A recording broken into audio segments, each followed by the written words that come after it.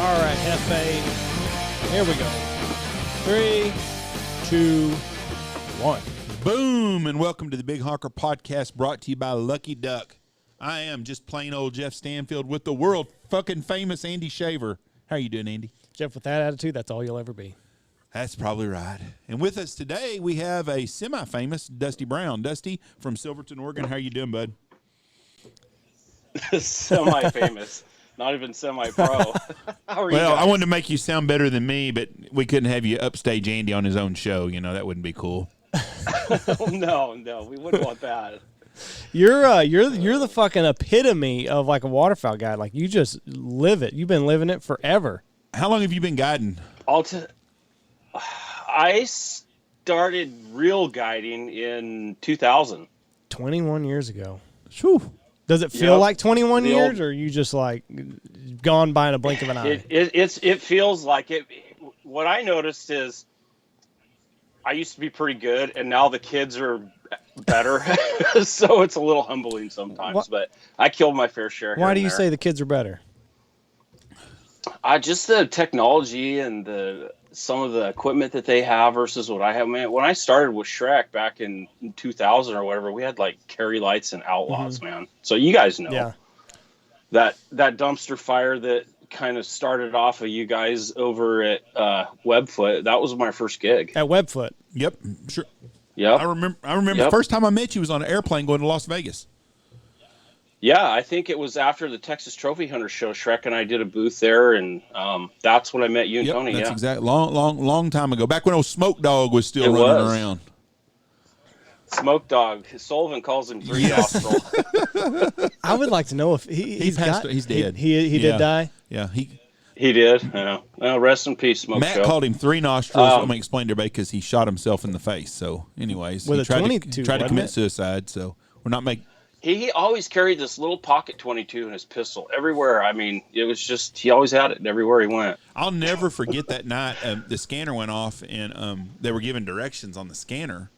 And I told Michelle, I said that those are wrong directions. I said there's not a place there. I said if you went right there, you would be at Smokey's house. And then they come back on the radio about 10 minutes later and said, Smokey Rat. I'm not gonna say his last. Smokey tried to shoot him. He tried to attempt suicide. I was like, son of a bitch, he did it. Yeah, finally did it. Was he married to Kathy, or were they just together? Or how was that? They were married. Know. They were. Yeah. Bless her heart. What a travesty she had to put up with for all those years. Babysitting the whole time. But yeah. I got in trouble because I called him Smokey Three Nostril, and Rick Gonzalez was pretty upset with me because he's a good Christian guy. He made me feel pretty bad. So Ricky and I went and saw him in the hospital, and then Fat Danny was pissed at me because I went and saw Smokey in the hospital. So why was he mad? Just because everything had been drawn? We call him Fat Danny because Shrek had a little brother, and that was little Danny. Fat Danny and Little Danny. So why was he mad? Just because the line had been drawn in the sand? Yeah, I mean, when you get knocked out in a bar ditch, it's probably not somebody you want your guide going and seeing in the hospital. So I don't know. It was a drama the whole time there, but it was a great time. I wouldn't change it for anything in the world. We didn't have the drama on our side that y'all had over there. But no, I know, and that was why I was kind of envious. Kyle Green, we used to guide for. He says, you probably should come check it out over here. And I'm like, oh man, there's too much drama already between me and what's happened to go over to something with you guys. Yeah, there was a lot of drama at Webfoot, lots and lots of drama. So you guided in 21 years, and we had a kid on here last week, and I made a comment. He's only 21. The kid was 21. That's all he is. And he made a comment that the difference between boys and men was snow goose guiding. Yeah. The difference between having a brain and not having a brain is still guiding goose hunts, snow goose hunts at your age, isn't it, Dusty? It's tough. I mean, I loved running for 6 months, 8 months when I was, a little bit younger, but I can't do it anymore. I kind of pick and choose my battles with that stuff, but That that's is a true. young man's sport, guiding spring snow goose hunts. It is. It is. I mean, getting up at 2 a.m. to go throw a spread in ankle deep mud and knowing you're probably going to get your ass kicked, but you got to show up like you were shot out of a cannon for clients because they want to shoot stuff, and you just get up and go. You do it every day. I couldn't do it. I mean, the just the grind here of a 3-month season, and we have dove season, and you're dealing with people basically from September 1 to February 1. I'm done. I'm tapped out. I used to. I'm not now. I'm only running about 3 months a year now. But with the borders being closed, it pretty much shut my shit down. What's the best place you ever hunted? Because you've been everywhere. Consistent hunting. Where's the best place you ever been? Was it Canada? Was it better than Knox County was and Haskell County was in the late 90s, early 2000s? Only for variety, not just the sheer volume of killing. I mean, if I was going to recreate the perfect waterfowl world, it would be, Knox City, 1998, Winchester, that whole, when you guys did the illusion videos with Mike Duckhart and that stuff, when Matt and Brian were working, that place was insane. That's what made me want to be a guide. Was that video? Part of it, yeah. And then I got into contest calling, and that's I just kind of followed that whole niche. Those were some crazy times. We did not realize that I was living in. You didn't know what you had, I didn't realize I was living in the golden years of waterfowl hunting. And I would put. I don't think any of us really realized it. It was just incredible. Yeah, but we took it for granted. We had a Christmas break one time, and it would have been in 2003 or 4. And one of my guides saw one of Andy's football coaches at Conoco in town at Penman's, and he asked him, he goes, how's season going? He goes, oh, it's incredible. He goes, well, I seen Jeff the other day, and he seemed a little stressed out. He goes, I don't know why he's stressed out. He said, every group we've had has shot a limit by 8:30 or 9 in the morning, and this was at Christmas break. And every group we had that year had shot a limit and was done by 8:30 or 9 o'clock in the morning, full limits. It's hard on the bar when that happens because the liquor disappears a lot faster when everybody's back at the house by 9. Yeah, and those were some crazy days with a lot of great hunting. Now, let's go through all the places that you've hunted. Go ahead and list everything because you're a who's who of guides. You've hunted everywhere. Well, I got my cherry popped at Webfoot, and that started out when Brian and I we left the lodge to go pick up clients at the airport in Lubbock. And when we rolled through Lubbock, we're like, we told Red to just bring a trailer because we'd been having a rough go. So that's how that started. And I started working with Brian Schregenbach at Blackfoot Outfitters. And it was Brian and Danny Odell and myself. And Ricky came on a little bit later, and Jeff Smith came on a little bit later, but that was my first gig. And then where'd you go from there? In Lubbock.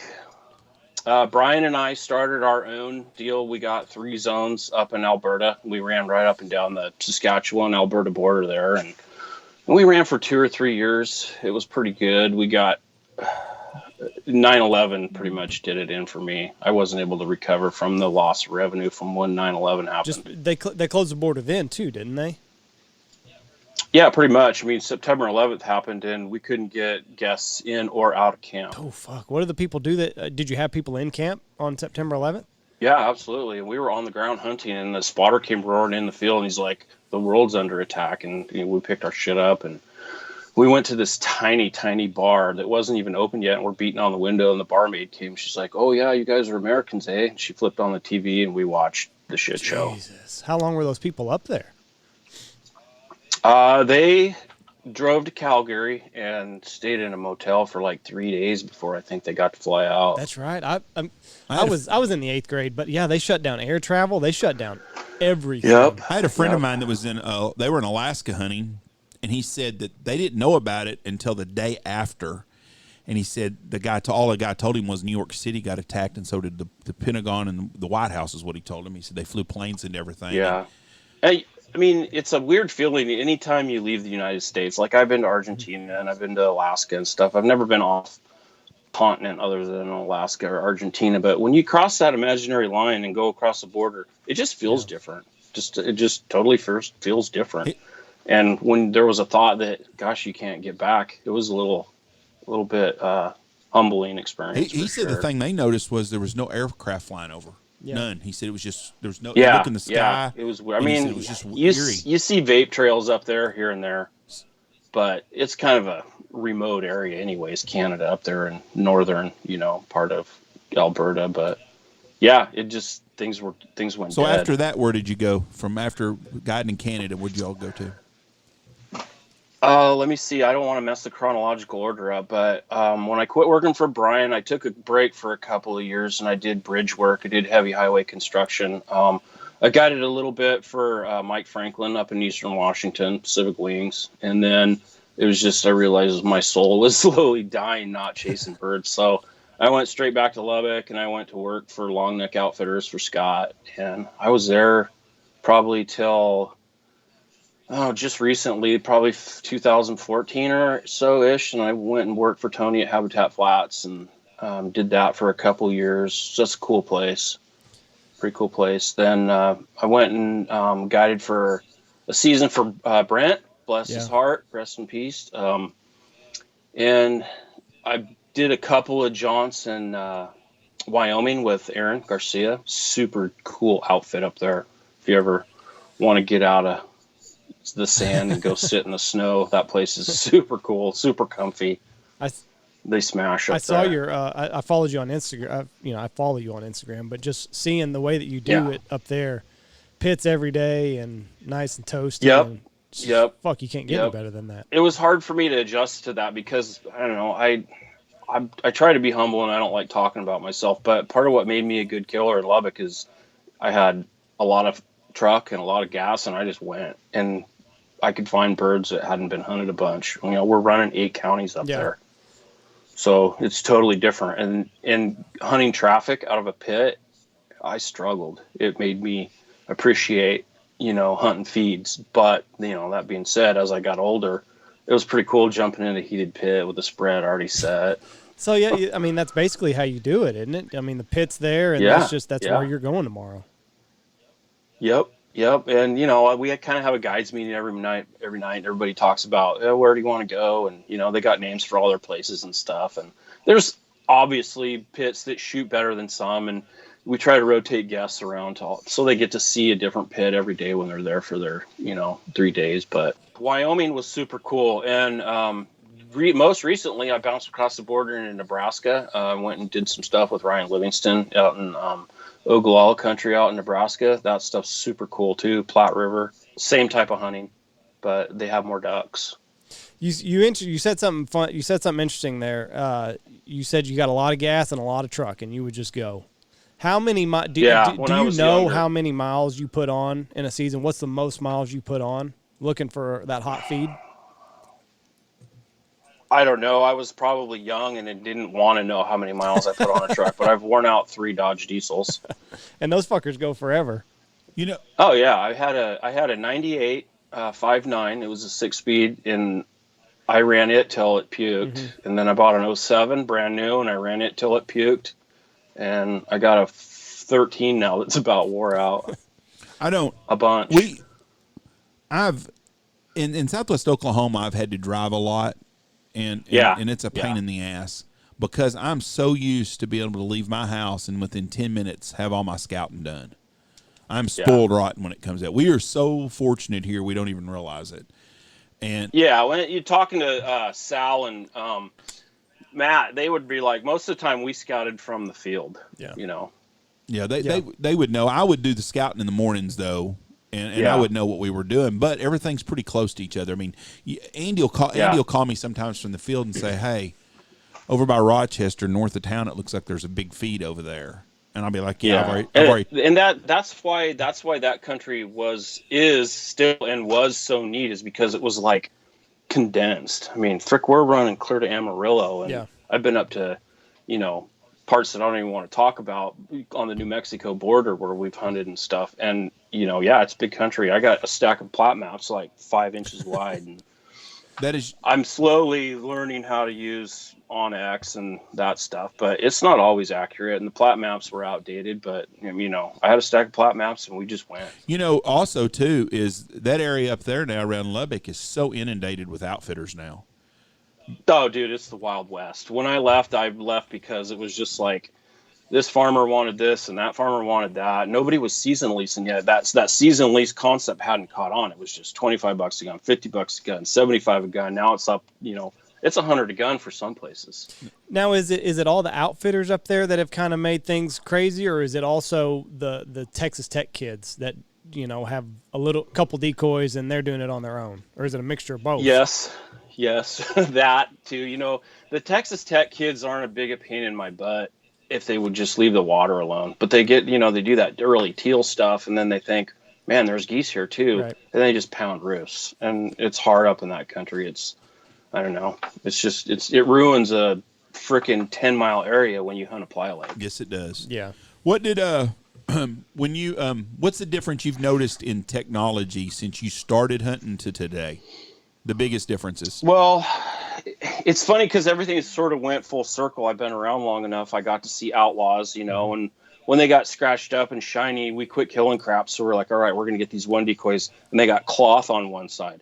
Try explaining to a client that's hung over in the dark which side of the decoy to point towards the headlights and which side not to, And then it went full body for a while, and we did the Averys, and we did, I've seen everything kind of come full circle from the outlaw days to full body days to we can't even put a spread out because it's muddy, so we're going back to the silo days to what we're running just huge, just ridiculous huge spreads of dye bombs, because I'm going to be bigger than my neighbor. I'm telling you, I will.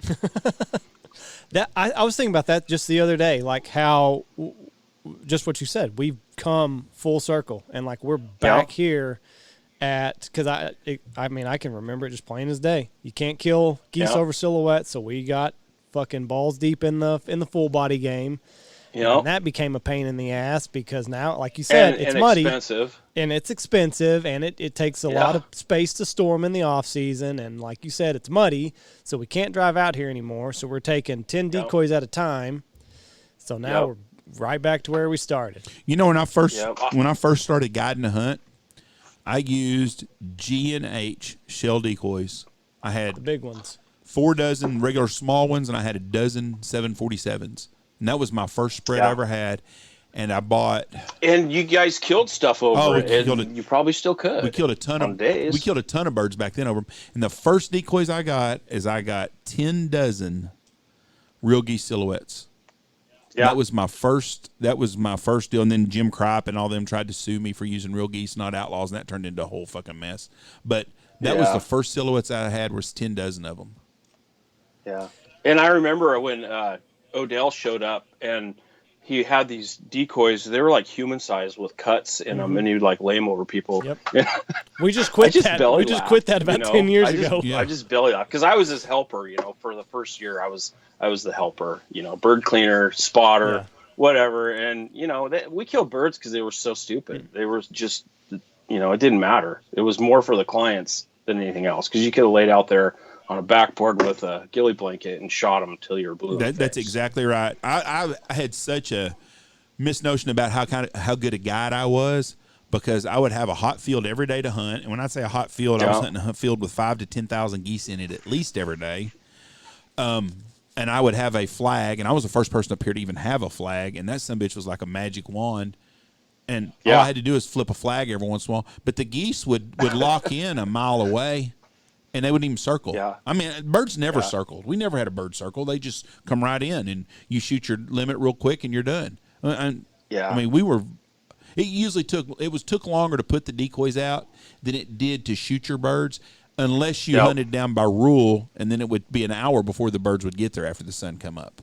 But or if you had to go out to the hike box, and then you had to, walk your crap out there, and it took longer to get out there than it did to shoot your birds. My guys always had a bitching complaint when we used to hunt wheat. Always used to bitch. God, it's harder to hide. It is, and you're going to run traffic sometimes because it's going to rack up behind you. But it's hard to not hunt a field when you got 30,000 geese in it the night before. Oh yeah, you can't drive by that. No. Do you think that birds get conditioned? Do you think that we're going to see a day where maybe silhouettes don't work? Or do you think it was just the mindset of the hunter 10 years ago whenever we started switching to the full body? As long as the eggs keep hatching, all the decoys are going to keep working in some fashion or another. So do you think it was just marketing? Do you think that people were marketing the full body better and maybe made it just a little bit more affordable to where people can get more full bodies? What led to that craze so many years ago? The full body craze? Yeah. I think it was a different approach to getting people to come hunt with you, because everybody was running silhouettes. Mm-hmm. And so a lot of times people had the idea, we're the only outfitter in blah, blah, blah county that's running full bodies. Come hunt with us. Right. So you would get people that wanted to come hunt over full body spreads, over big full body spreads, rather than, sticking silhouettes in the ground. They may have had a bad experience one day, or if the wind didn't blow and it was frosty and we didn't shoot anything over silhouettes, people were pretty soured on silhouettes, and, they left, and 3 days later you shot 50, Right. Just... And every day is going to be different. But the full body craze, I'm glad it kind of went away, mm-hmm. but it's still there. Like, if I ever win the lottery, I'm having a semi-load of Daves and the people to put them out, and that's all I'm ever going to run. That's all I'd ever run. And it's tough to explain the science to, like, okay, this is how a bird sees. Like, it doesn't see in all these dimensions, and the shadows are, it's hard to explain that to the guy that this might be the only time that he goes waterfowl hunting or goose hunting. Like, it works, and here's why. So, and I can remember when we went to full bodies and then we were like switching back to dive bomb, guys were like, where are those big ones? Yeah. I'm like, oh. The hard ones. Yeah, where are the hard ones? I'm like, well, we're not using them anymore. So you're just using this piece of shit with the little flimsy rod in it? And I'm like, it fucking works, bud. We're going to set out a bunch of them. Yeah. But yeah, and not only does it work, but we're going to decoy every flock right at your feet. Yeah, I mean, it's just like, fucking trust me, dude. Yeah. And when Jeff was talking about the flag, I remember when we first started flagging, you could move geese side to side before they finished with a flag. Yep. If you put a flag on one end and a flag on the other end, and if they were pushing off too far to one side, you'd be like, Stevie, flag, pop, pop, pop. The whole flock would drift right till you're ready to, go. Those were the good old days. I had an old doctor one time here, and he was a real asshole. His clients, his buddies hated him. They came back without him, but he wanted to sit on the end because he thought the end was going to be the better place to be. And the birds would drift from like right to left, and they would come across the right, and they would come right in. Well, I'd flag real hard to get him to swing back around. There was a lot of wind or something, and he asked me one time. He goes, "Could you do me a favor?" I go, "What's that?" He goes, "Could you call the shot when they're right in front of me instead of on the other side of the spread?" I said, "No, everybody here's trying to hunt." Well, if you'll sit down here and flag by me, they'll finish right here instead of down there. And I thought, well, I'm trying to get everybody to shoot, not just you asshole. But I got a buddy that lives up in Floyd County, and I hunt with him all the time, and he helps me set spreads, and he always sits on the left side, every single time. And I'll go down there. I'm like, God, why are these birds not finishing up? And I'll go over there, and he's got his chair cocked. He's got a hole put out, and he's got black and whites right in front of him. And it's just like his own little decoy spread. So I'm like, we got to fix this. You can't be doing this. Yeah. I got hunters. Leave my stuff alone, he'd say. Wants them finished right in front of him. And everybody gets comfortable. Like you said, like I've got clients still to this day, like I'm setting 2 from the end on the left. I'm like, okay, that's, whatever works for you. Yeah. But by God, if they're out here, the second spot from the end on the left, that's where they're going to park their ass.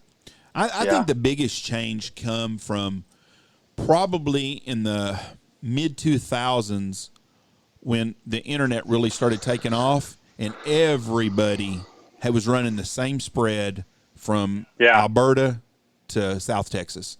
And I think that changed everything, because before then, there wasn't a lot of outfitters, first of all. I mean, hell, when I first was in business, there wasn't an outfitter in Lubbock for 10 years. And they've just blown up everywhere. And I just think the birds have so much more pressure now than they did before. And the little geese are just getting the shit shot out of them everywhere they go now. Yeah, absolutely. And I don't even think Lubbock gets the amount of geese that we used to back in 2000. I think the drought and warmer weather overall and farming practices have changed. Oklahoma gets birds, but I don't even think Oklahoma gets the birds they used to. They're in Kansas now, too. We don't have the birds in Oklahoma that we had 6 years ago. Not even close. Yeah. And damn sure not 8 years ago. It's a whole different – but it's no winter. it's funny if you get a hard front comes through. Every year there's a blizzard that comes through Lubbock, and if you show up and the blizzard comes when you're there, I'm sorry, it's just the way the weather is. But we're going to go out, we're going to freeze for 2 hours. We might burn them and we might not, but when you do get a big front that comes through, you'll see the geese. They'll go from this size, little bitty, to those bigger size birds that you don't normally see because they're in Denver. Yeah. Yeah, and like Jeff said, the more winter you have, the more it pushes those birds down. Otherwise, they just fucking stay in Denver and I guess eat pot brownies for however. You got to have the weather. I mean, I went to Nebraska thinking, I know how to kill lessers. Yeah. This is going to be a walk in the cake. Those birds kicked my ass for 2 months. Why? Just because they're not the same birds. They're not the same geese. They might be a lesser, they might be a tav or a parvipe or whatever the hell they are, but they're not the geese that we get in the Panhandle. They're just not. When I was a kid, I grew up hunting out here. I hunted on Winchester Lake when I was 7, 8 years old, so that would have been 1975 was my first time to hunt up here. And we didn't have geese in Knox County then in Haskell County. We had some geese, but we didn't have nothing like – if we went out and seen 5,000 geese, that's a lot of geese. I'm talking about – all the playa lakes had water in them all the time. Now, but we had ducks. We probably had 500,000 ducks then. There were ducks everywhere. Yeah. And it was a duck area, and I grew up duck hunting out here. But we didn't have the geese until the early 80s. And they had a big winter, and a lot of our geese came from eastern Colorado. And that was when they planted peanuts here first couple of years, and then they had a big, big winter, and since then the geese have been here. Yeah, I remember looking at old pictures because before the internet, we would actually mail pictures back and forth to each other. Yeah, and I'd see Sullivan; he'd send a picture, and they would just smash mallards someplace out in the peanuts when he was with you guys or whatever. And I was like, "Wow, they got ducks too." Mm-hmm. So, we don't have the ducks in Lubbock. We just don't have them. You got to go up to Amarillo. And see, I'd heard that Amarillo didn't have ducks 15 years ago, and I don't know if that's true or not. Yeah, but I think it's cyclical with the water because. If it's winter and there's snow or whatever, we'll kill some widgeon and pintails, but you don't see mallards grain feeding. And if it is, it's at night for 20 minutes. Yeah. We were at a hunting show in Fort Worth 5 years ago maybe, and there was a guy that sells pheasant hunts there. He's got an upscale pheasant place, release birds, and he lives in western Kansas around, I want to say maybe Plains, Kansas is the name of the town. It's in western Kansas somewhere by Dodge City, that area. And he told me that year, he said, boy, last year we had ducks and geese everywhere. And I said, do you every year? He said, no, we don't have water. But they'd had a freak bunch of thunderstorms, had 15, 20 inches of rain in September or October, so they had water right through there. And I think that's got a lot to do with it because when we have really wet years, we shoot a lot of ducks still. Mm-hmm. But when we have a year with no water, we don't hardly shoot a fucking duck. But we'll still have the geese here. Well, ducks like water. Yeah, that's no shit. That's what they are. It's the same way in Canada too. Like the different provinces, if you get a belt of rain that comes through one province or whatever, that place just smashes ducks way harder than 250 miles east or west. It's they find it. I mean, they're not stupid. They figure it out pretty quick. They know where the grain is. If it's a dry year and the wheat crops failed or whatever, they'll push over and get into that country with the barley that made it. Is North Dakota dry right now? The Dakotas? Parts of it are, yeah. I would say more so than not, I haven't been to North Dakota for forever, honestly. I wondered with the nesting situation what it's going to be like, because I don't take DU magazine anymore, and I used to read on the deals, and I was wondering what the nesting areas look like this year in Canada and the Dakotas. Yeah, I'm excited for it to come out, too. I know there's been a lot of stuff that wasn't really funded and didn't have the momentum behind it because of COVID, like all the banding surveys and the egg survival population stuff from up in the Arctic and whatnot. We didn't have that last year because nobody was traveling and the world was shut down. I heard North Dakota was an absolute shit show this year. Just everybody was there. Probably was because nobody could get across the border. Yep. And the people that go in September because they big game hunt in October, November, or whatever, they didn't get to go up to Canada and shoot those stupid locals. So they went to North Dakota, and I heard it was kind of a shit show, but who knows? The internet creates whatever rumors it wants to that particular day. Well, no, that is true too. I wondered if North Dakota wouldn't adopt like South Dakota does, to where you have to get drawn to be able to hunt there. Because South Dakota, they can pretty well, I mean, they can limit the amount of hunters that comes into there. So I wonder if Canada remains closed, and surely to God they're going to be open. I don't think they're going to be open this waterfowl season, but probably the next, I would think.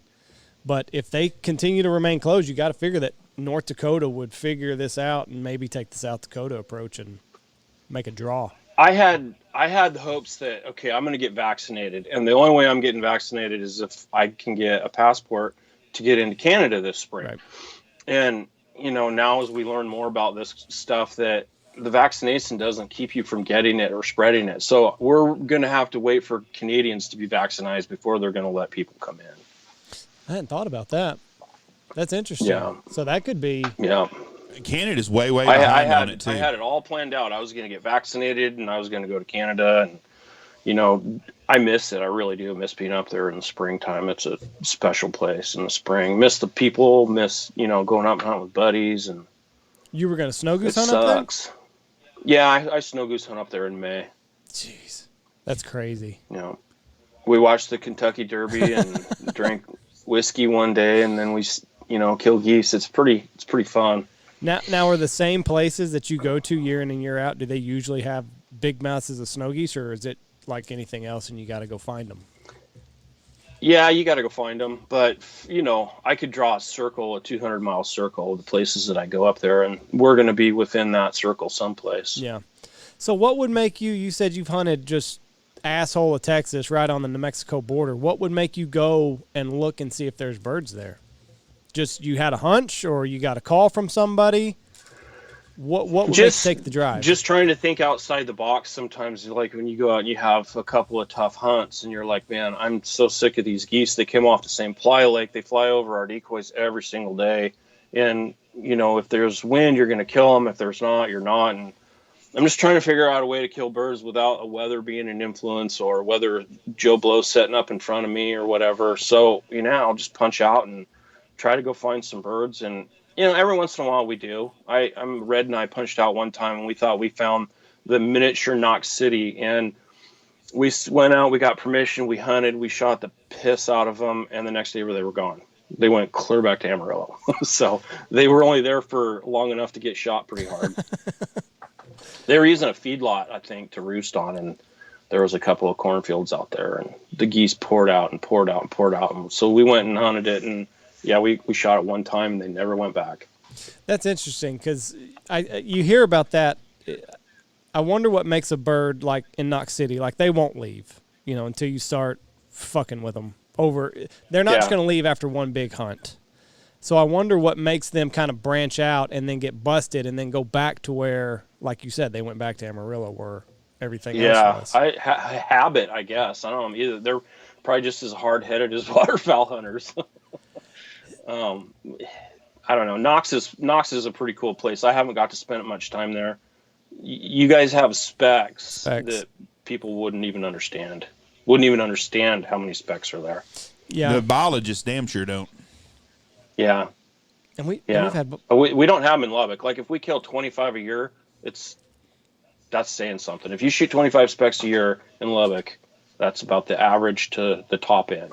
And it sounds like specs are everywhere. I mean, fuck, they're in Illinois now. People in Iowa say they've never seen them before. They're all of a sudden in Iowa. They got to be doing something right with their habitat, because those son of a bitches, they seem to be more and more of them every year.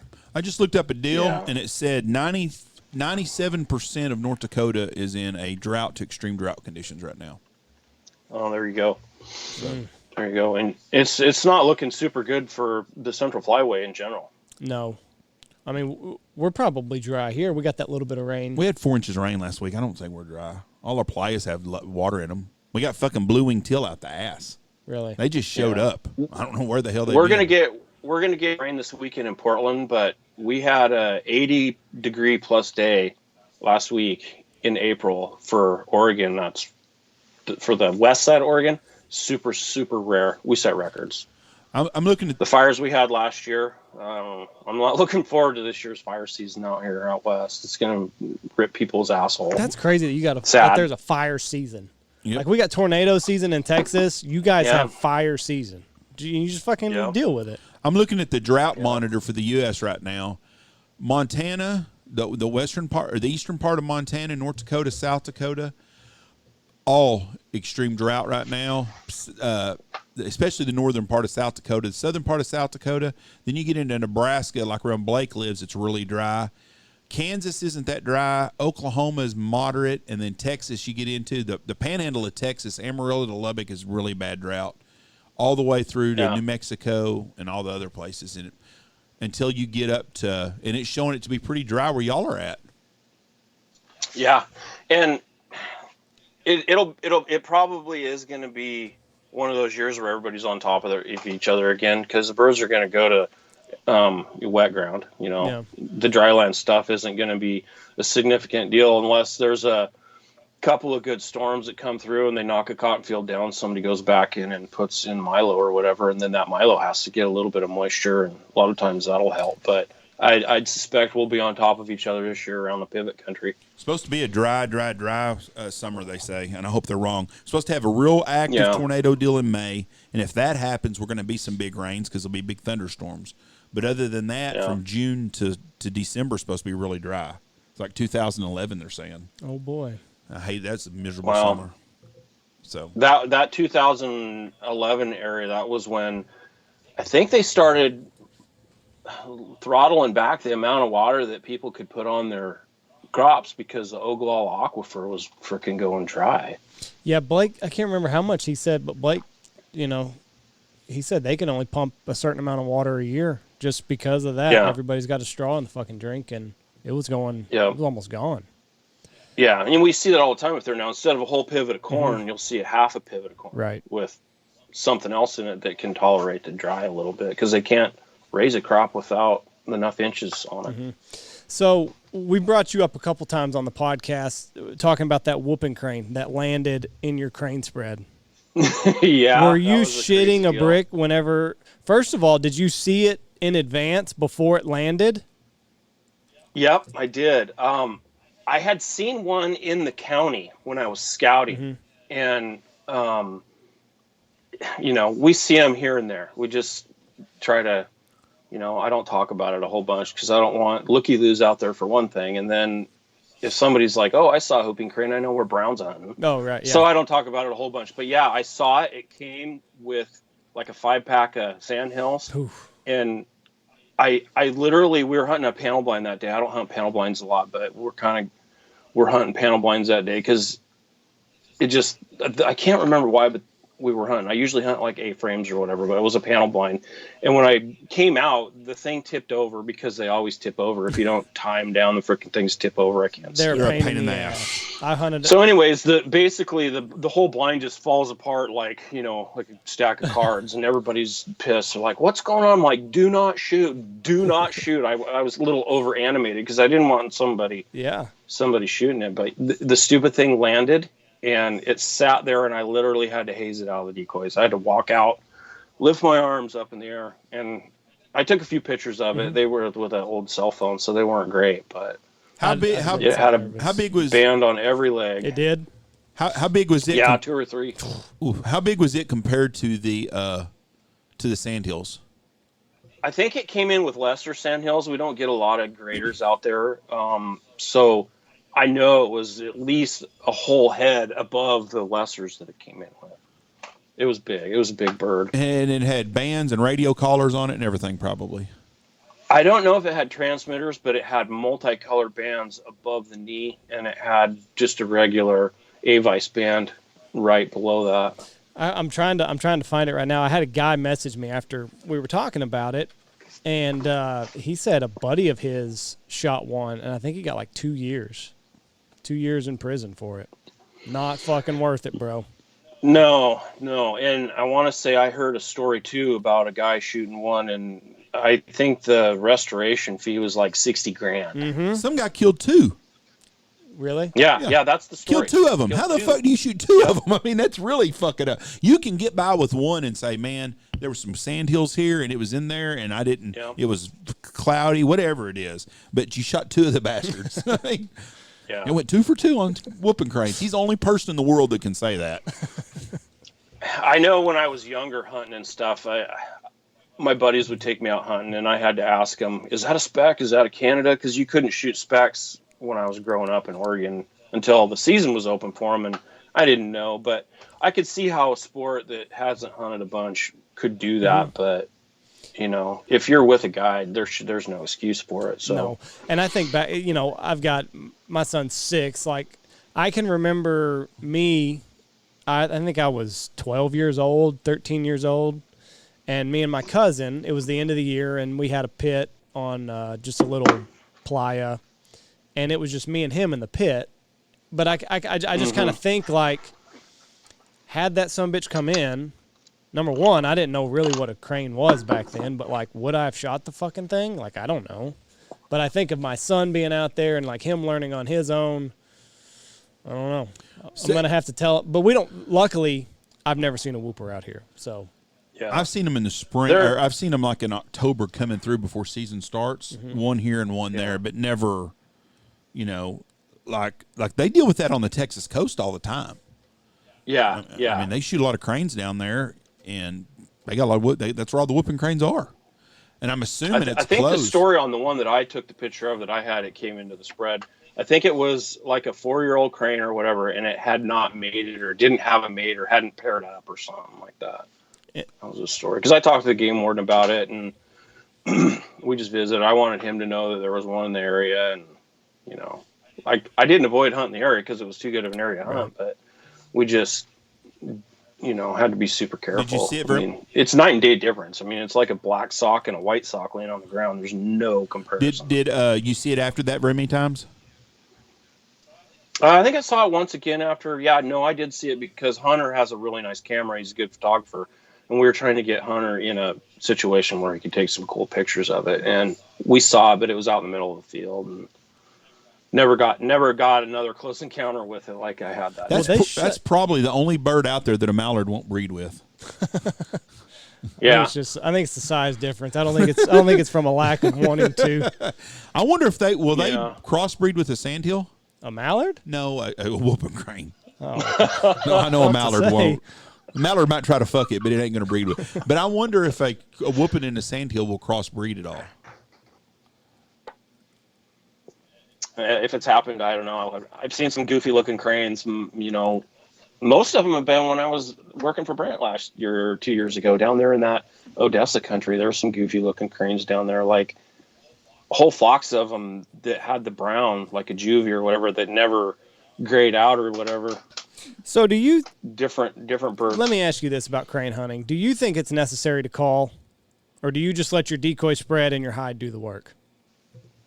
Man, I don't know. I would probably argue that the calling helps because when I was kind of in my infancy of the crane hunting, I was wanting to figure out how to call them, and I killed more cranes than everybody else. So I attributed that to the calling. You're not going to see a crane, and he's not going to fly by you, and you're not going to change his mind. He's not going to be, oh, look, friends, right. And he's not going to turn and come back. But you can get attention from far off cranes that may or may not see your spread, or you might trick some juvies into being like, oh, there's mom, there's dad, or whatever. So I'm going to call them every time. We're split here. I say we're split. Yeah, we're split here because I think you should call. Blake thinks that you shouldn't call because he's like, listen, if you're calling, you're more likely to fuck it up if you call. But yeah, I don't know. I think it helps in the sense that you said, but I also know, like you said also, you're not changing his mind. If he's going to X spot and you're not on X spot, good luck. Yeah. The new crane calls are out. They're more of a fluke call now. Richter's pretty good on one. There's a couple of guys that are running them. They're pretty handy on them. They're definitely the more prehistoric sound that you're getting out of them rather than just, tuning up a traffic call and running that at them. But the volume that we're getting out of the small short reed won't even come close to hanging with those long fluke calls, but they're more realistic. those fuckers are dinosaurs. Like, there is no doubt about it. Yeah. They are pterodactyls from a long time ago, just with more feathers. Yeah. And, people always say, oh, ribeye of the sky or whatever. They're not a ribeye. No. It's not even close. But they are, I promise you, the best flying animal that you'll ever eat. Yeah. Yeah, that's what we have guys here all the time. They're like, oh, they must be just delicious to eat. And I'm like, well, they're better than a goose. But if you're going to cook it and a ribeye together, you're going to notice a difference. Yeah, yeah. You flop down both, there's a huge difference. But if they're prepared right, they're good. They disappear every time we cook them at the lodge. So when you first started crane hunting, was that just apples and oranges compared to what you were used to goose and duck hunting? Yeah, I got my ass kicked for the first couple of years. Shrek wanted to do some afternoon stuff to kind of create some more revenue, and he says there's too many cranes here not to try to do it. So we got these, they were on cut off broomsticks, and they were these huge gray bags, and they were terrible. The cranes would fly over them. And we didn't know how to hunt them back then, so we just kind of laid behind a levee or whatever and shot them when they flew over the levee. But night and day difference. I learned how to crane hunt, or I crane hunted with my dad for about 3 years when they lowered our goose hunt numbers here. We started crane hunting north of Knox County. There's a little pocket of birds we hunted. And God almighty, we did everything. We laid in fence rows. We did this, we did that. And we killed some cranes. But gosh almighty, there was... A successful day was to kill a crane, not to shoot a limit of cranes, but to kill a crane. Right. And when I finally saw how it worked, I thought, fuck, it wasn't that hard a deal. You just got to hide. We were trying to overthink everything. Yeah. You need to put your decoys out in the middle of the field, and you got to lay in the spread and blah, blah. Fuck no. You're trying to do it like a goose hunter would. Yes. We were trying to put goose hunting. That's how I tried to do it, too. I tried to lay in the decoys and get away from, do it like we hunted geese. It works for geese. It's got to work for cranes, and we got our ass handed to us time after time after time. We did the old gray sweats. Shrek quit running afternoon hunts because we couldn't get them killed. Yeah, it's tough. We used gray sweats instead on gray buckets, holding silhouettes, one in front and one in back. It was a freaking miserable situation looking back, but that's what we were doing. Yeah. We were trying to put the goose hunting mentality into the crane hunts.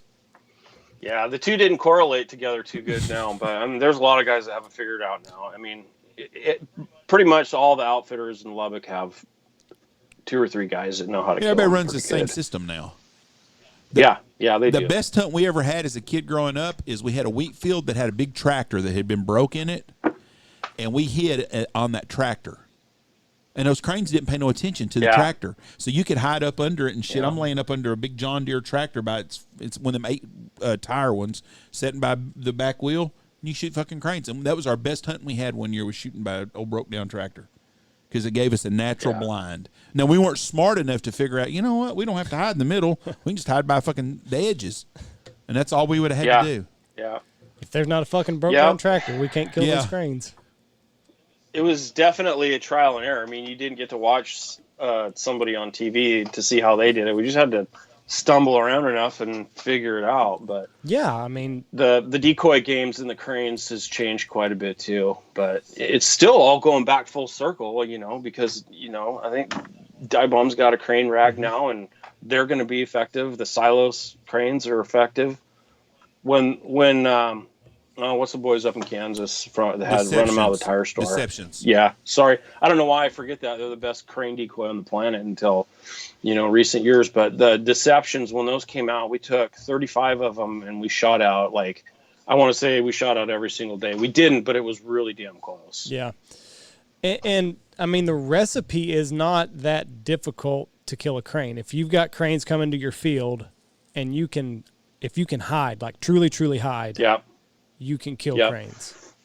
Yeah, you can't take anything unnatural into the field other than the decoys. Right. If you take a layout blind and you could brush it up to where nobody could see it, they're still going to see that layout blind out there because it just doesn't look right out there. Right. So you basically have to find an edge somewhere and hide in that edge. Right? Yeah. Yeah, I'll be driving in Eastern Oregon somewhere. Crane hunting is not even legal here. And I'm like, ooh, look at those tumbleweeds.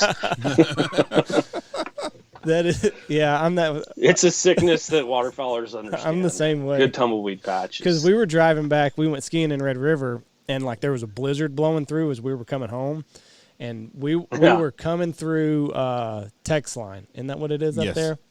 Just crossed in, and like there were tumbleweeds going all over the highway, and I'm like, oh my goodness, look at where we are. I could get such a good hide out of this, but. And everywhere you go, you pretty much look at the hedgerow, see how good the hide you can be. I guarantee you, there's been 100 people driving down the freeway that see me at 5 a.m. with a headlamp out with my trailer out there shoving tumbleweeds in the back of my trailer before a hunt, and people going down the highway. What is this idiot doing? Every morning, I guarantee you, there's 100 idiots that are like, "What is this guy doing?" Saw that dumbass getting them tumbleweeds again on the way to work. Yeah, he's got to be selling them on the black market. What's the first call you used? Half breed. The first goose call I had that I knew how to blow was a Big River Flute. I stumbled around with that for quite a while, and then I got into the short game stuff, short reed game, and I blew a half breed. I was never good on half breed. Still am not good on a half breed. I smashed the guts in it and used it as a spec call. But when Grounds came out with whatever call it was that he had that had the clucker guts in it, that's when I started figuring out how to kill geese with a short reed.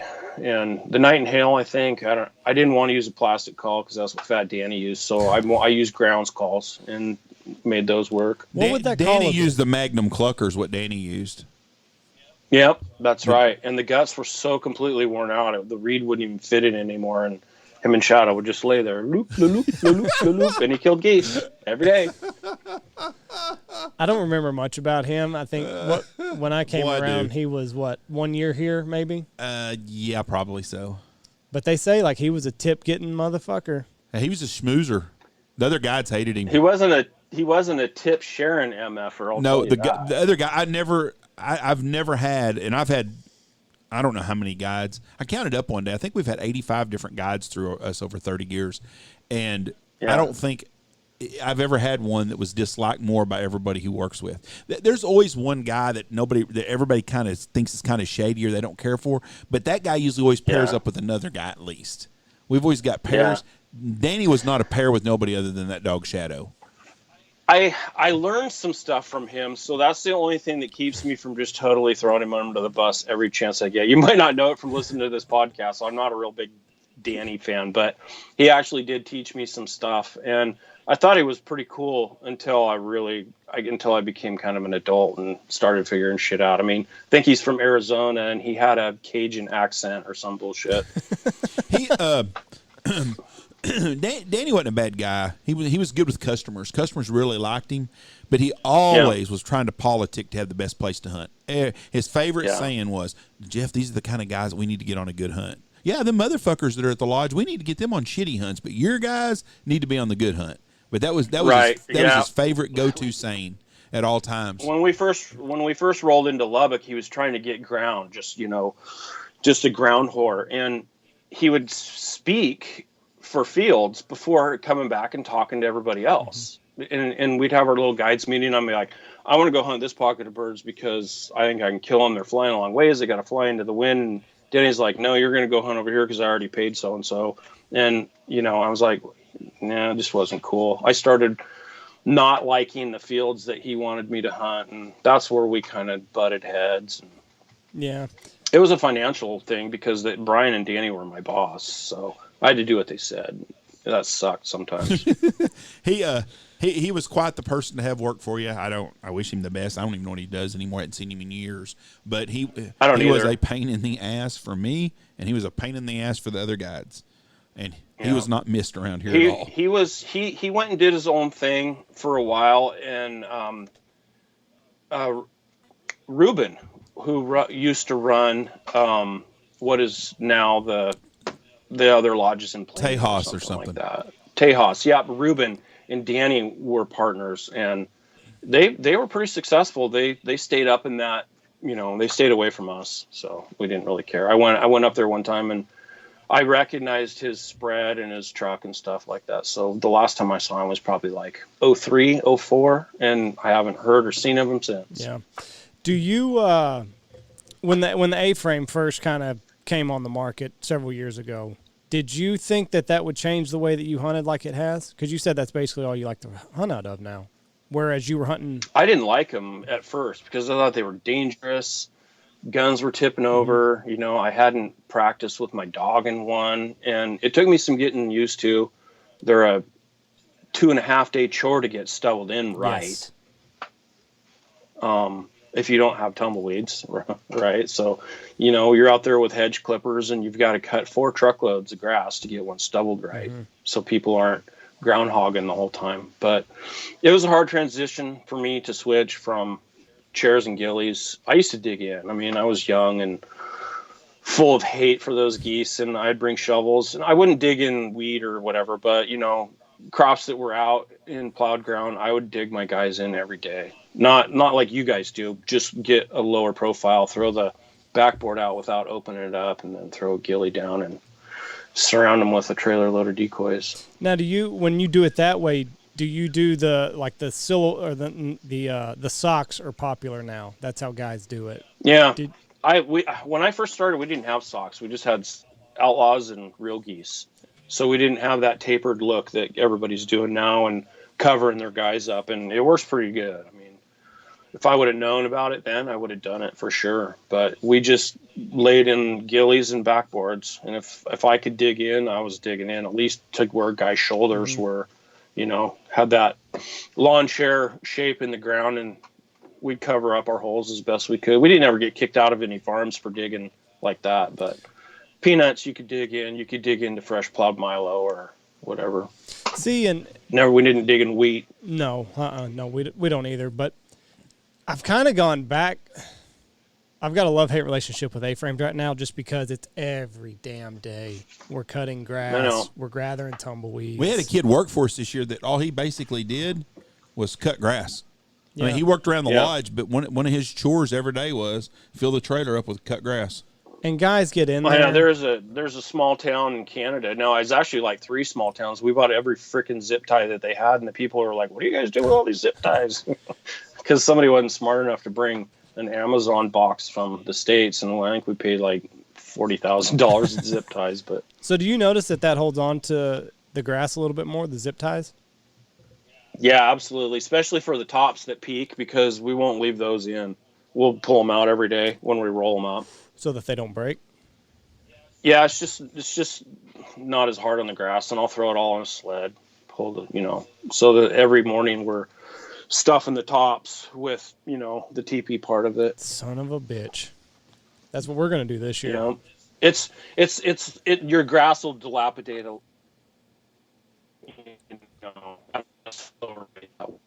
and sometimes we got to go cut grass. It's a love-hate with those things, but I'll still say there's nothing more intimate than laying in the decoys on a backboard when those Canadas are coming in and doing it right. No, absolutely. A-frames don't give you that, because you still have that, open ground between you and the blind and the decoys that those geese aren't going to cover. And but we've not done the zip ties, but I can tell you this year we're going to, and we're going to take them out every day. Yeah, it just the most annoying it keeps thing. the grass together for longer. It's so zip tie the bottom in a big bundle and then just stuff it in there. Shove it in there. Yep. You want the top to fan out as good as you can. And, I find myself driving around still too, oh, wow, there's some nice grass, and it's March or something, not even hunting season. Now, do you turkey hunt any? Or do you, or you're... I don't turkey hunt. I feel pretty stupid that I don't, but part of the reason is, and this is an excuse, is that I was afraid to pick up a call that I wasn't freaking good at. Mm-hmm. Because I couldn't even make a noise on a turkey call. I choke on the diaphragms and the whole, scrubber boards or whatever. I can sound like a hurt turkey, but I'm just not a good turkey hunter. I salmon fish, and it's full salmon right now. That's what I'm doing. What's that like? I mean, are you out there at daybreak? Is it close to, what kind of hours is that like? Or can you go whenever? Yeah, I mean, it's fishing. It's whatever you want. So I'm not the early bird fisherman, but I catch a few here and there. It's pretty fun. They're spring chinook. They come in like every 4 years, and we have a run every year, but they're 4-year-old fish or 2-year-old fish that we're catching when they come in to spawn. They come out of the ocean, up the Columbia River, into the Willamette River. And I have a little boat, and I go out there and I'll either anchor and fish bait or plugs or spinners, and we troll a little bit. Damnedest thing I ever seen. Payne, our youngest son, is in Tacoma, and we went there last year. And I'm driving down the road, and I look over in the river, and them fuckers are elbows to assholes, 2 miles long of people just lined up fishing. And I'm thinking, yeah, God damn, I bet they got more fucking lines tangled up than anything. and that's what. Yeah, it happens. They don't do it as much as they used to, but they used to be called hog lines. And when people anchor fish, they'll put their anchor, 200 yards upriver, and then they'll let their boat come back to keep the angle of that line so that it's not lifting up on the anchor, it's pulling down on the anchor. So you let out 200 yards of anchor, and then you stop your boat. Well, they stop their boat right above the hole, and those fish come up out of that hole into where your shit is hanging, and there'll be boats touching. You could walk across the river on boats. We'll put bumpers between them. In the 80s and 90s, it was like that was the thing. Getting a hog line, and people knew each other, and it was a pretty cool deal. They don't do it as much anymore now because people are figuring out they control, and there's other ways that are more effective for targeting the springers than sitting on anchor. These people were waiting though. I mean, they were just wade fishing. Yeah, that's like in the Puyallup River. They do yes, that. That's exactly where it was to at. elbow. Yes. Yep. How do you say it? Puyallup. Puyallup. Yeah, that's right there where he lives at. And they were. It was fucking a mile of just people right next to each other. I'm thinking, well, what a fucking mess. It's a funny colored water because yes, it is. It's a glacial. Like, you think it's dirty, like, ew, what is that? It's color of like clay. It's not a clear, pristine river. It's an off color. That's what shocked me also, because I was thinking it'd be beautiful water, and it looked like the Red River almost. It was reddish fucking dirt. So that's a glacier river. It's kind of a unique deal for that Puyallup River. I'll be damned. I'll learn something then. Mm-hmm. Now, I've only had store-bought salmon. Is there any comparison in fresh caught and store-bought? I haven't eaten a lot of store-bought salmon. I've had restaurant salmon, and it's good. But, yeah, there's no comparison with a springer. The amount of fat that a spring salmon has, the content of fat, and how fresh it is. I mean, these things come in. We're catching them. They still have sea lice on them. I mean, they're only out of the salt for 4 or 5 days sometimes. Less than that. Sea lice? Sea lice, yeah, they're just little parasites that get on salmon and stuff like that when they're out in the ocean. And you have a fresh fish if they still have sea lice on them, because the sea lice won't tolerate clean water. So when they get in the rivers, and if they have a sea lice on them, they've only been in the water for a day and a half, 2 days. Now, is it like gross whenever you see these sea lice? Because I'm thinking like fucking. No, they're tiny. There's not very many of them. It's not like bed bugs or whatever, but it's they're just a little tiny parasite. You can barely notice them, but they fall off within 3 days of being in fresh water. So when did you make the switch to contest calling? What year was that? Oh, geez. Contest calling is kind of what really pushed me into guiding. So if we go back far enough, I won the first contest that Oregon ever had. It was the Oregon State Goose Calling Contest. That was 2001. And there was a bunch of good dudes. Travis Reeser pushed me, Dave Smith. We were all just, we didn't even know what a routine was. So we were buying these VHS tapes from like the Winchester Open, and guys were mostly blowing flutes, and to just figure out what a routine was, we had to buy videotapes. Now you can just Google up, Shanahan or something and watch Kyle Jones on your phone while you're sitting in the boat fishing. So there's definitely a difference from when I started to now, but that was my first contest, was the Oregon State Goose. I won it 3 times, I think. Spread out though, because I didn't win it back to back to back. I broke it up a little bit. Now, the West Coast guys and the Illinois guy, they didn't always mesh, did they? I mean, as far as calling styles, they were different. The West Coast guys, when we went back east, we didn't do good. Just because and of your whether style. It was because we weren't as good or it was just a different style of calling, I wasn't as good as the Illinois guys. When I was blowing like Sean Stahl and Kevin Popo and Josh Neuweiler and who else was running short reeds good? Hunter was still pretty young. He didn't have the lung power to blow, so we were beating Hunter. But as soon as Hunter got to be a man, nobody could touch him. I still go back and listen to that. Well, I think it's 2007 routine that he did. 07, yeah, best routine ever in the whole world. I mean, the sounds that he would make in that thing, just fucking. You're like, how are you gonna beat this kid? Yeah, that John Logan is a really cool auditorium too. The one in Maryland. We all went back to the Worlds and blew it in a few times. Bill Saunders and Dave and I did, but we didn't place very well. I think Dave actually made a cut one year, but we didn't do too well back there in the Worlds. It's a different. They're on a whole nother level, honestly. If Bill stayed with it, he would have won it. Saunders? Yeah. If he would have stayed with it, he'd have won it. Just a matter of time. When did he get out of it? I don't know. Probably around 2010 or so, or 11. After he won Washington State 3 times, he quit competing in that. I don't know. It was just kind of an unwritten thing that after you win a state contest, you kind of quit blowing in them. I started judging them, and Bill started judging and stuff. But if he would have stayed after it and he would have traveled, he'd have won Rogers. He'd have won the Worlds eventually. Because that's the thing. Like you got to keep that muscle sharp. You got to keep that muscle memory going. You can't. Yeah, it's a musical recital, and you're blowing a musical instrument. And if you don't do it every single day, the kid that's doing it is going to beat you.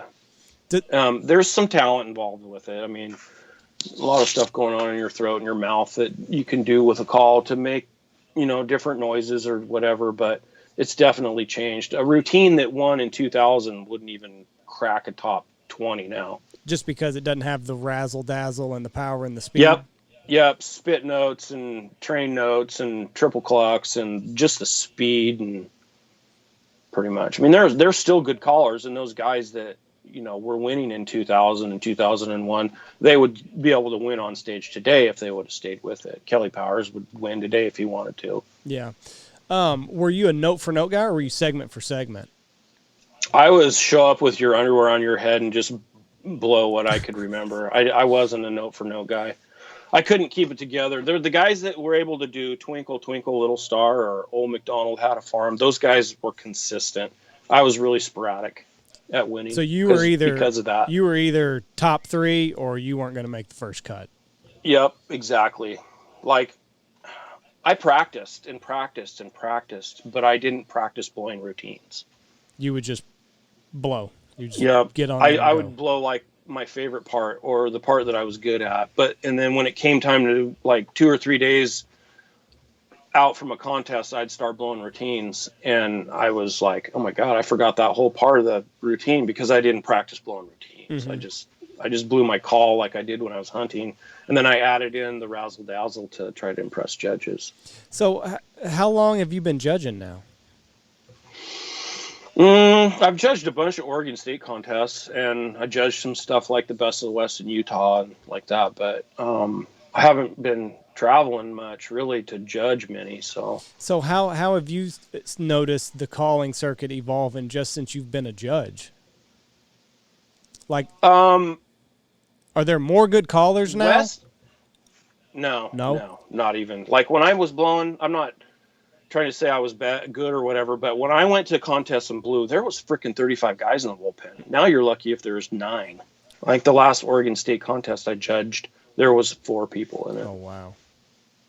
So that was the last Oregon contest I judged. There was 4 guys. But I was just wondering if, since YouTube is like, I was just wondering if there's more good goose callers just because it's Absolutely easier to consume information.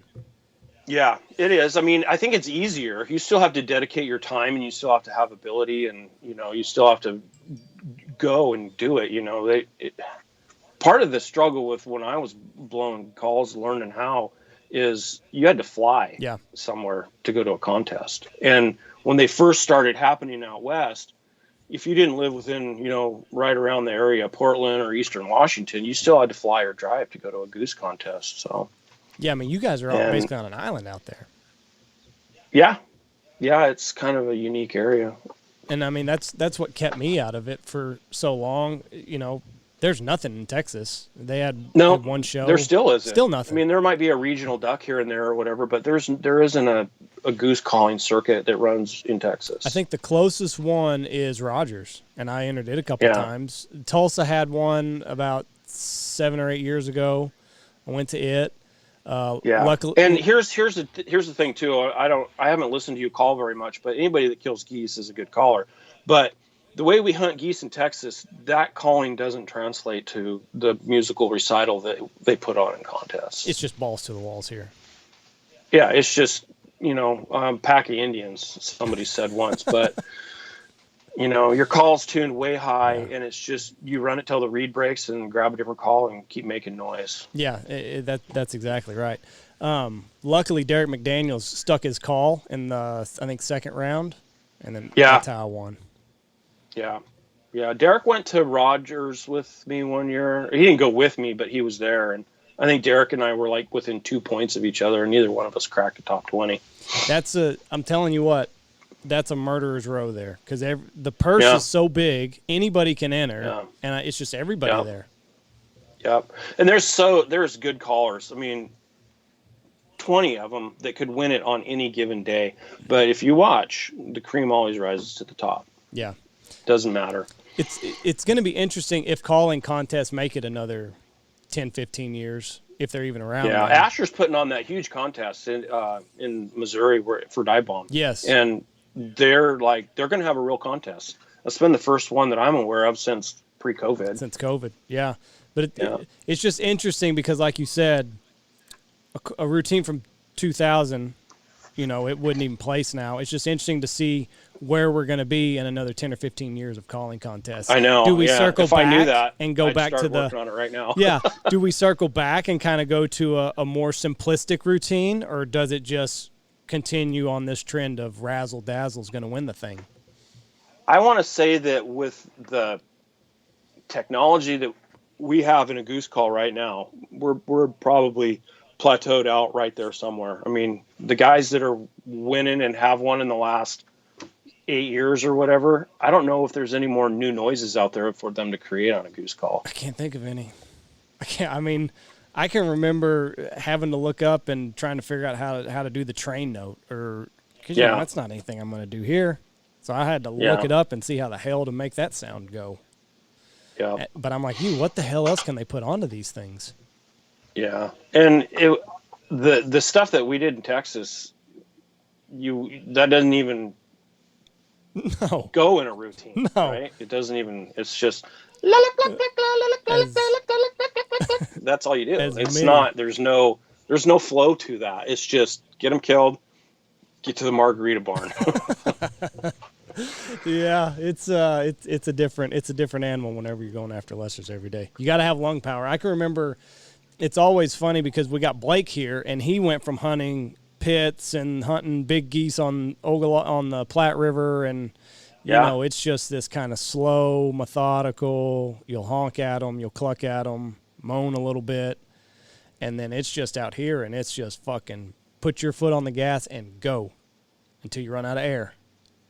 I honestly think not every day, but a fair share of days. Once you get them excited and they're building off their own excitement, you just shut up. Yep.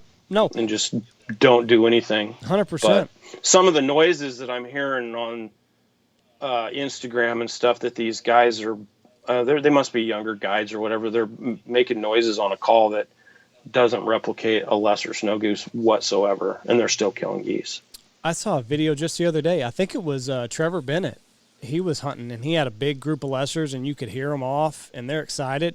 There's not a call in the bunch that's making a sound. They got excited. He turned on his video camera, set all the calls down, and they finished just like, beautifully. Yeah. That roar is something else. Whenever you get a big flock of lessers over you. That'll never be replicated without e-collars. And even running e-collars, because we do them a lot hunting snow geese and stuff like that. There's a sound underneath the noise that's like electricity. Yes. I don't know if you can explain it to somebody that's never sat under 4,000 geese that are close, but there's a murmur, gravel, a hum that's like electricity, and you can almost feel it. Yes. Yeah. You'll never make that noise. No. And I mean, some of the bigger tornadoes that I can remember getting, and I mean, you just feel it. Like when that final spin comes around your back, and I mean, they're all there, and you know that they're committed. You're right. It's like it's electricity. There's a vibration, it feels like, and you're just like, oh shit, boys, You better get ready and shoot straight, because you might never. That's when it still makes my knees click when the tail of the dragon whips around and follows the head in. There's just, I don't know. It never gets old. Just never gets old. No, it doesn't. Oh, man. Well, Dusty, you've been a pleasure to talk to, my friend. We've kept you well over an hour now. We're gonna let you go. Yeah, we'll have to hit it again. It's been way too long. Yeah. I need to come and see you guys before I get too old to want to travel. Well, you're always welcome, bud. Anytime. Yeah, you've got for sure. Thanks for having me on, and we'll have to catch this up again and do it again. Are you going to be at Squad Fest in St. Louis at the calling contest? Nope, I'm not going to. I'm going to hang out here. Probably get to work here pretty soon. I'm going to fish for a little bit, and then I need to work probably this summer till I doubt we're going to Canada, so I'm probably going to work till I go back to Lubbock. We look forward to seeing you. Maybe we'll come out to Lubbock and have a beer one day. Yep, for sure. It's only 3 hours away, so it's not that big a deal. Appreciate it. Take care of yourself, bud. Thank you very much. All right. Adios, boys. Bye. That's a man that has lived the dream. Yep. Been guiding a long time and been a lot of places. He's gone from Canada down to here. He's out west. He's been in Missouri for Habitat Flats. I mean, he has literally lived the dream. Yep. A lot of guys say they want to do it. Well, he fucking did it. He did it, and he would be a good mentor for any young guide. So, anyways, Dusty Brown, we appreciate you very much for being on here, bud. A lot of fun. Lot of fun. What else have you got there, Hefe? Just scanning and looking. Drought conditions. I'm curious about all that. See what the nesting cycles are going to be like, because it just looks like up into Canada they're dry too. Well, and I guess with COVID, they're not going to. Are they going to do any counts this year? Is what I'm getting at. Probably not in Canada. Trudeau ain't gonna let nobody go over there to do anything. So I mean, it's going to be interesting to see. If it is drought conditions. We won't know until the season gets here. We're not going to fucking know. Nope, not until the season gets here. So we will find out. It's interesting times. It's only about 6 months away. Not long. Actually, 5 months away now. I was breaking that down just the other day in my head, because I've got different projects that need to get done, and I'm like, okay, we're looking at May. Yep. That's really just June, July. May, June, July, and August. 4 months until. Well, not even that. Like it's August is busy around here. Yes. I'm looking at how much more free time I've got. You don't have much because you're fixing to build a deck at my house. So really, like, we're looking at May. We've got May, June, and July. Yep. We're traveling in June. We'll be gone a couple weekends. We'll go to Squad Fest. Done. We'll go to Squad Fest. We're going to Michigan. Yep. That's a lot of time away. Michigan's a 9-day trip. I mean, there's not, for me personally, and I know guys are like, fuck, it's just now turkey season, but for me personally, there's not a whole lot of free time to get shit in order. Our business is a year-round business, basically. Anymore it is, yes. Yeah, so we have a year-round to doing stuff. But it's not, I don't know. I like to kind of chunk things down to where things seem a little bit closer than they actually are. But May, June, July, and then we start around here at the lodge getting it ready in August. So yeah, and I'm stuck here. Tony's off traveling again, the world traveler. So we hope he's traveling. All right, we appreciate everybody listening to us. Thank y'all, and have a good day. Check out all of our sponsors. Check out Bangtail Whiskey. They can deliver it straight to your door. Check out Goose Creek Retrievers. Matt Peel killed it last weekend. Just qualified and everything. Stanfield Hunting Outfitters, Gun Dog Outdoors, Pacific Calls. They got a beautiful, beautiful crystal pot call out now. Blind Grass, Dive Bomb Industries, Boss Shot Shells, Dirty Duck Coffee, Lucky Duck, and the motherfucking Looking Glass Duck Club podcast is back.